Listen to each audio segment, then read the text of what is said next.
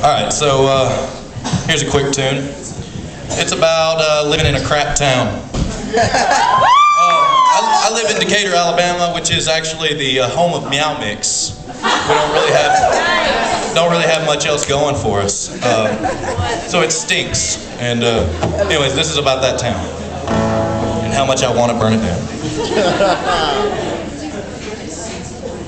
Put on that old shirt and an older pair of jeans. Crawl back in my boots to find eyes looking back at me in a dim lit mirror in the twilight, as I've slept the whole day through, just a vampire in this city, on the hunt for you. Well, I put myself through hell last night just to feel the warmth.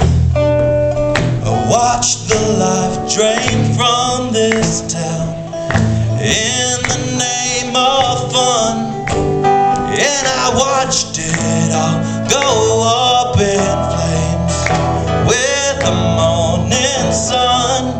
Just a vampire in this city, looking for fresh blood.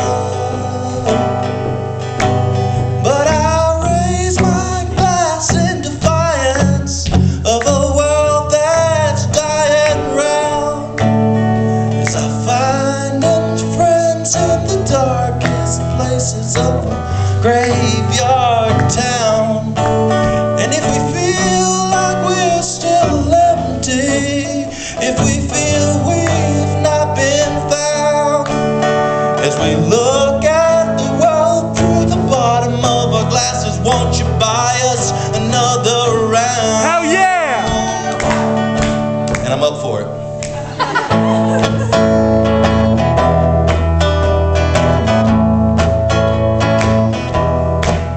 If I had my way with this ghost town, it would be a city in flames, and you could call me Nero, and I would saw away.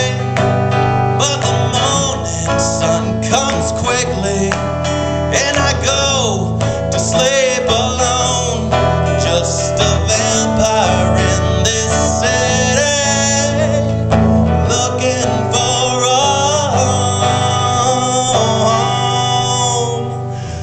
But I'll raise my glass in defiance of a world that's dying round, as I find my friends in the darkest places of a graveyard town.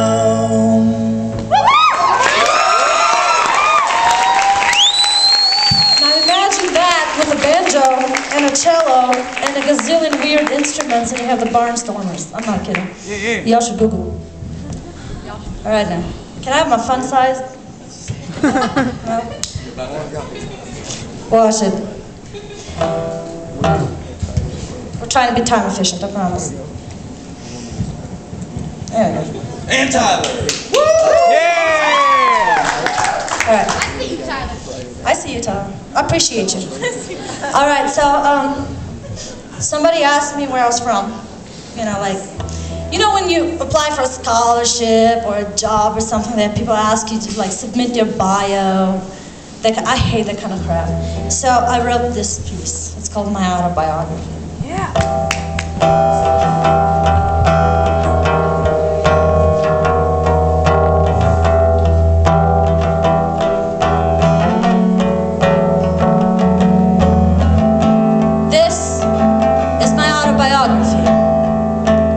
I was a 2-year-old baby girl, the year that Pharaoh of Egypt slaughtered all the 2-year-old baby boys. I watched my twin brother float down the Nile inside a basket of hopes. Folks said he was the only one to survive and live on. Yet I survived, and lived on to become a 25-year-old woman the year that Milosevic slaughtered all the men in my village in Kosovo. My brother was not so lucky then. Yet I survived and lived on to become a 42-year-old woman in India the day that my husband died, and I incinerated my body over his coffin. Yet I rose from the ash in Hiroshima and fed the ghosts of what was left of my children with a trickle of blood running down my thigh from too many moons spent with American soldiers, some of which grew so accustomed to me that they sought me out again, both in Korea and Vietnam. I am a chastity belt in England and an honor killing in Afghanistan. The day that the nuclear reactor exploded in Chernobyl, Ukraine, I was sunbathing with my 5 kids on the other side of the same river. The Soviet government said, "There's nothing to worry about, business as usual, go back to your place," so I went. And when the first plane hit on 9/11, I heard the blast from my office on the 89th floor of the second tower.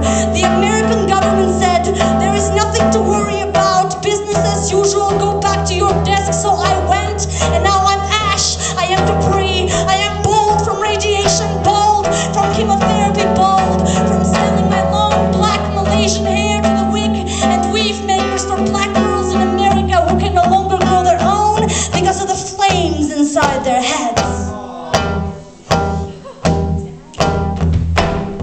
In 1963, I was a little black girl in a church on 16th Street in Birmingham, Alabama, singing, "Jesus loves me, this I know." In 1998, I was a scared teenager at the abortion clinic on 17th Street in Birmingham, Alabama, where I sang to myself, "Jesus still loves me, this I know." In 2001, I was a poor international student, eating my only meal of the day, free lunch at the Baptist Student Union on 18th Street in Birmingham, Alabama, where I sang, "Jesus indo un edi," as I recalled me getting killed twice by bombs of hatred, 2 streets apart and 35 years removed. Did I survive and live on? I now live in a village in Romania, and I'm thankful for this job that I have that helps me feed my kids. So in Nike shoes for $2 a day. My husband and my sons have gone missing for 5 years now. They're in the belly of a ship from Albania to Italy. They're on a fisherman boats from Haiti to Florida. They're inside a raft from Cuba to Miami. They were swimming across the Rio Grande. They were inside an oil container from China to New Jersey. Their bodies gone missing until their bodies were washed out in Southeast Asia when tsunami hit in 2004. Until their bodies were washed out in the streets of New Orleans when the levee broke in 2005. Until their bodies were washed out by the mudslides in the Philippines in 2006. It is 2007 in Kosovo, and I still own no land where to bury them. Kingdoms are built on my shoulder blades, and wars are fought in my womb. Business is conducted at the price of my blood, and the work of my knuckles makes others rich. So don't go call me a feminist, I am a woman. Don't go call me the rest of the world, I am the world. I'm an Albanian poet, in exile from my country since 1998. And I still struggle every day to find the words to tell you what was stolen from me, what was lost. I may no longer be headlines, but I am no ghost. I'm a woman, a witness, a survivor, a loaded cannon and a noose once again. I will outlive you, shake you off like dust from my apron, and move on. So you go back to your desk. It's business as usual.